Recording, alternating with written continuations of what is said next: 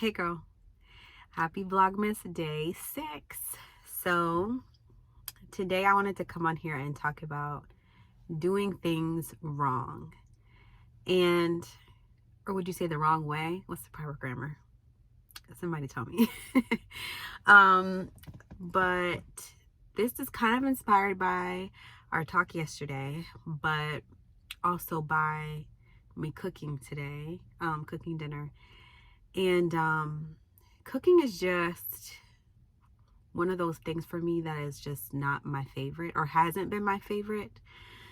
And it's one of those things that in my mind, there's a right way to do it, and there is a wrong, more stressful, takes longer way to do it. And I have always wanted to find that right way, which to me is it's quick, it's efficient, and the end result always tastes good. I don't know if that's possible, but that's the way I see cooking being done the right way. So that is not usually my experience in the kitchen. Okay. But yeah, so I was looking through the recipe because first of all, I'm not cooking without a recipe. But they had, how to make this certain sauce and then how to make the kind of meat. It's like a stir fry thing. And the steps were kind of to make the sauce, heat it up, take it off the heat, and then go ahead and make the meat portion. And part of me kind of felt like, which I didn't realize that it said that at first, but part of me kind of felt like I was supposed to do that while I was doing something else. Like, get that started while you prep some other things. And once afterwards, when I was starting to make the sauce, because let me start with what I ended up doing, which was I took all of the things that needed to be prepped in any way, like chopped or minced or whatever. I took all those things and had them ready first. And then I looked at the rest of the instructions. Like, I looked at the ingredients list first, did whatever that said, and then I moved to the instructions. And it was once I got to the instructions that I felt like, oh, I probably could have did that while I was doing this, and then that would have already been ready, and I wouldn't be waiting for this to heat up and then be able to take off the heat to start the rest of the steps. And I had a moment of like, it's okay for me to do this in my mind a way that's wrong, because somebody who is efficient in the kitchen might be able to multitask like that. They might be able to put the sauce on and then focus on chopping the rest of the things that need to be chopped to kind of make the best use of their time.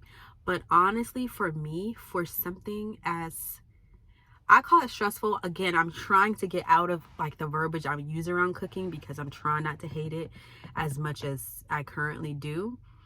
But it is more stressful to me to try to multitask and juggle a bunch of things at the same time. I felt so much more relaxed in the kitchen today versus the other times that I'm in there, because I decided I'm just going to prep everything first and then I can move on to the next steps. That way,